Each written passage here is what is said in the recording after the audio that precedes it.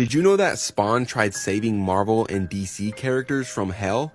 So it starts off with Spawn mentioning that he knows the tower in hell where the Violator dwells, and that he knows every level within the tower except level 7. So he uses his powers to teleport himself to the tower so he can finally uncover the mystery of the 7th floor.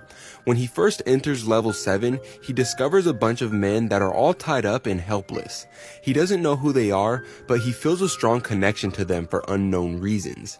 As he further explores this floor, he discovers a cell where many of Marvel and DC's characters are being held.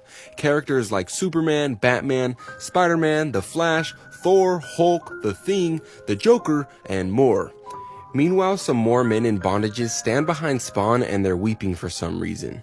So Spawn tries freeing all of the characters from the cell. He states that he uses an unimaginable amount of power, but it does nothing. The cell was completely unharmed. And so all of the heroes cry out to Spawn and tell him to absorb their powers so he can save them. And then Superman calls out to him. He tells Spawn that it's now or never. He says, "My power is yours, Spawn. Take it so you can free us." So Spawn absorbs every single one of their powers. He states that he thought his power was unlimited, but it is nothing compared to this. His arms are filled with the entire galaxy, and with this power he strikes the cell in a final attempt to free the heroes and villains contained in this cell. But yet again, it does absolutely nothing. After that, the Violator in the form of a woman appears out of nowhere, mocking Spawn for his failure. And then suddenly Spawn looks back upon the men in bondages and then back at Superman inside his cell. Superman utters all but one word, Doomsday, and then everything goes silent. After that, Spawn is visited by a character named Cerberus who turns the comic black and white. He tells Spawn that they have to go, but Spawn says that he can't because he has to save the characters. Cerberus then explains to him that it's impossible, so there's no point in trying.